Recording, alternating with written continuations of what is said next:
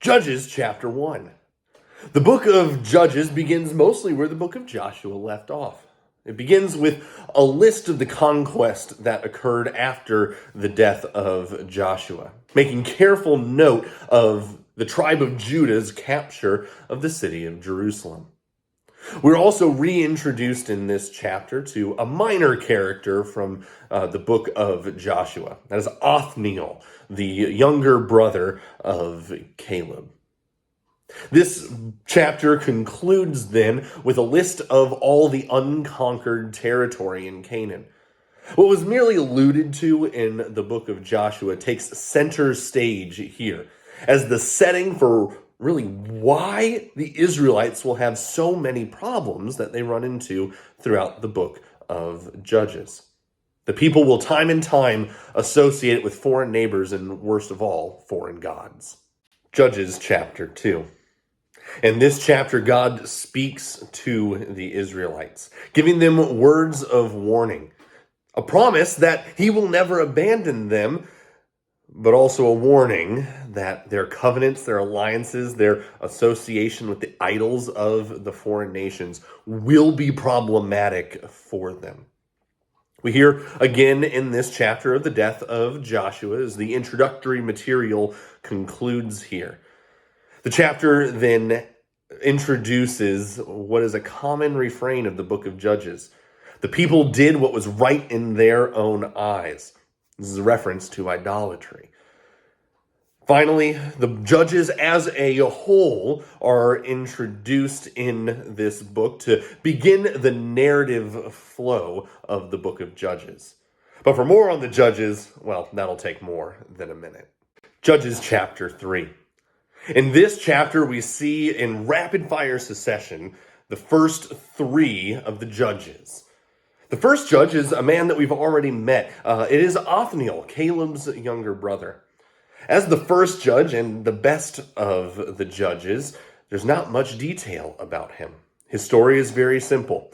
And in short, he delivers the people of Israel without much fanfare. The second judge is far more dramatic and is worth a read on its own. The second judge is Ehud. He delivers the people of Israel with a dagger to the king's gut before leading the Israelites to victory. The third judge we know basically nothing about. His name was Shamgar, and he killed 600 Philistines with an ox goad, and that's all we know about Shamgar. Judges chapter 4. We have more detail about the fourth judge, but interestingly enough, it's almost hard to figure out who the judge is. Narrowly speaking, the judge is a man named Barak, yet he was a fearful and cowardly man. After being called, he sought the advice of Deborah, the prophetess, who had been like a mother to the Israelites, we are told. She encourages Barak, yet for his cowardice, God would not give him the glory, yet would give it to a woman instead. Barak, with the help of Deborah, wins the battle, but the enemy king Sisera escapes. He flees to the tent of a woman named Yael, who tricks him and then puts a tent peg through his temple. Thus, God delivered Israel not through the judge, but through this peasant woman named Yael. This is chapter 5. Chapter 5 is a break from the narrative. It's actually a song. It's a hymn of praise sung by both Deborah and Barak after God delivered the people of Israel. In this song, we have a couple of things of note. First and foremost, God is praised as the deliverer of the people. As Deborah promised, glory is also given to the two women of the story. Deborah herself is praised for her leadership, and where she is identified as a mother to the people of Israel when no one else could be found. Yael, too, is given praise for her cunning in defeating and killing the enemy King Sisera. Interestingly, Barak is not given praise in this song. The chapter ends with a common phrase that the people had rest for 40 years. Judges chapter 6. The Israelites once again do what is evil in the eyes of the Lord. This time, the Lord gives the Israelites into the hands of Midianite raiders. After a prophet preaches deliverance, Gideon is called as judge. Interestingly enough, Gideon is called by the angel of the Lord himself, and yet Gideon doubts the call.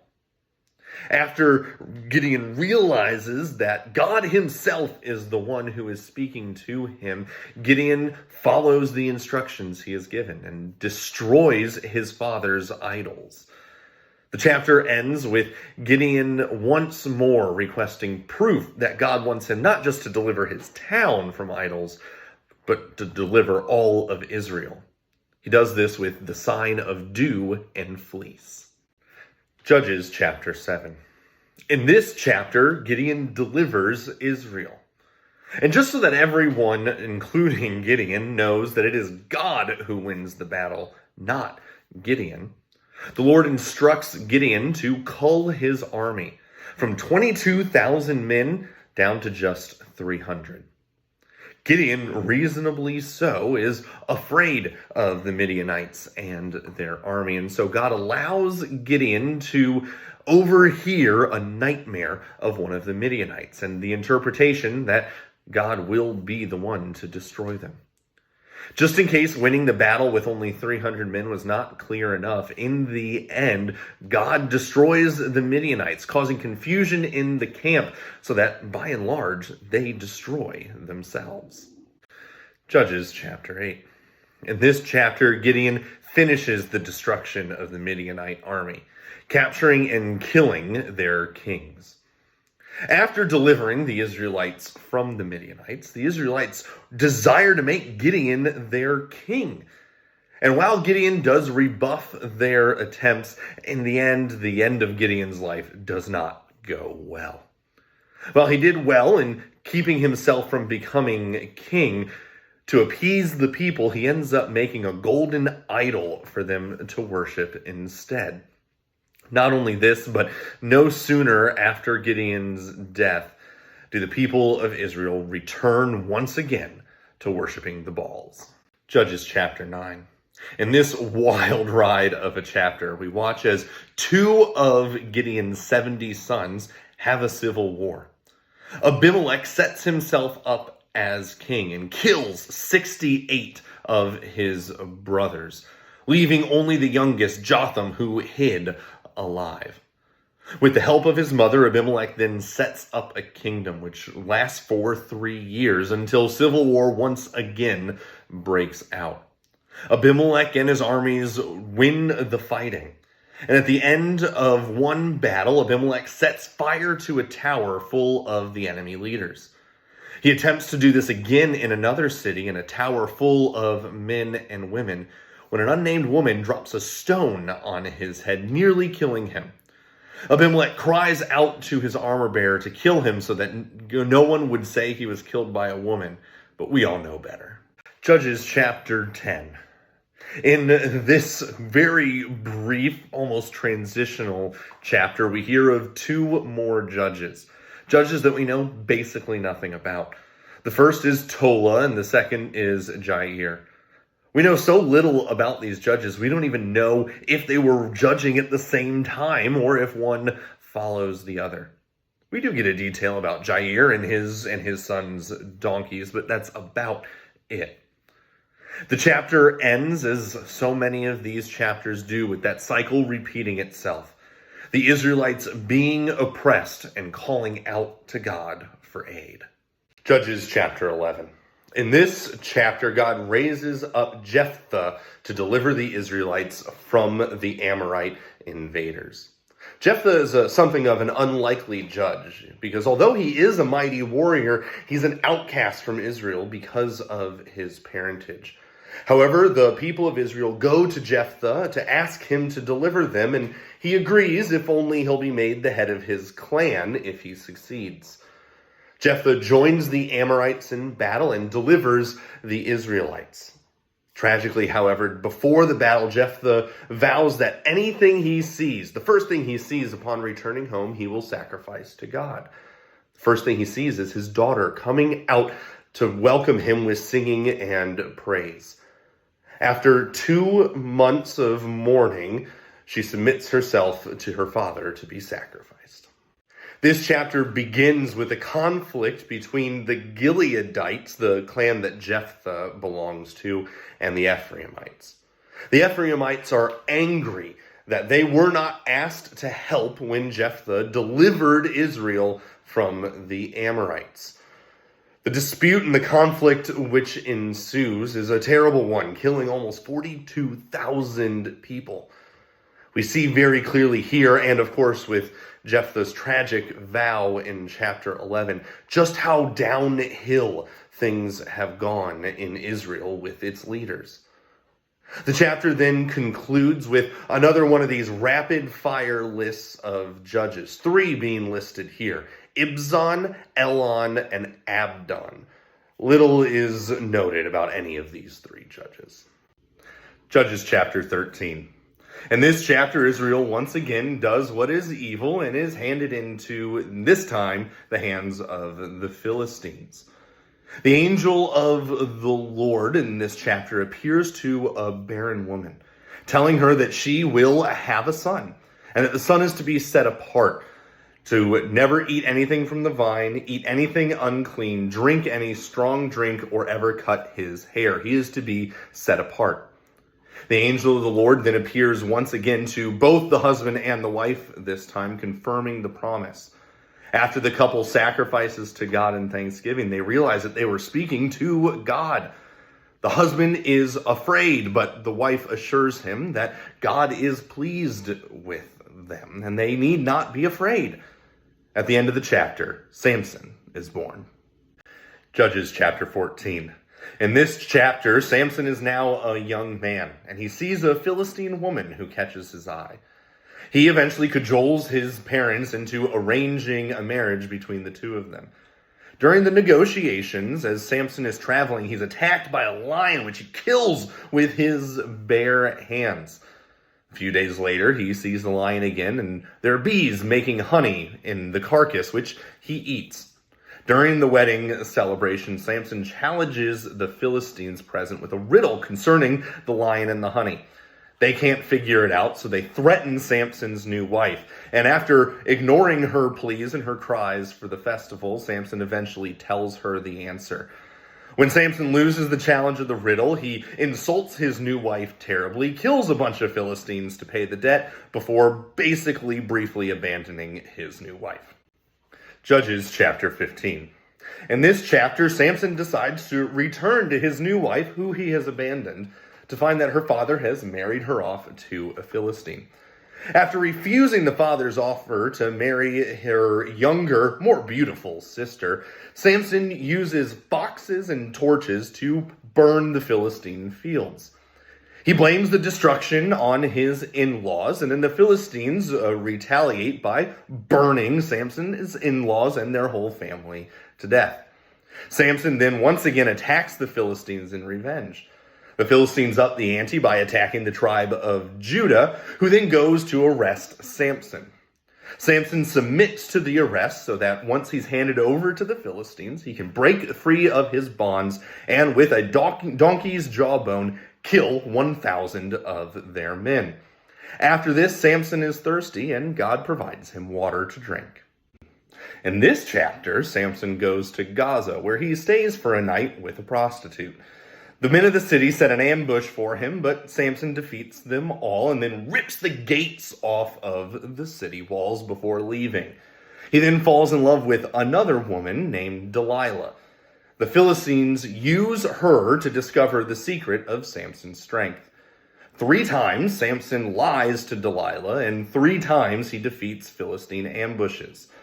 The 4th time, however, he does tell Delilah the secret to his strength, that he's been set apart. She shaves his head, he is imprisoned, his eyes gouged out by the Philistines. Sometime later, Samson is brought out to be put on display at a Philistine dinner party. After praying for strength one last time, he knocks down the center pillars of the building, killing 3,000 Philistines in his death. Judges 17. The chapter opens with a man named Micah creating an idol made out of silver for himself and his household. The author then reminds us just how godless of a time it is, mostly because there is no ruler. We are then introduced to a Levite who is traveling around looking for a place to settle and to work as a priest. Micah invites the Levite into his home so that he can be priest over his idols. Levite agrees to the deal. The chapter then ends with Micah confident that God will bless him because he has a Levite as priest over his idols.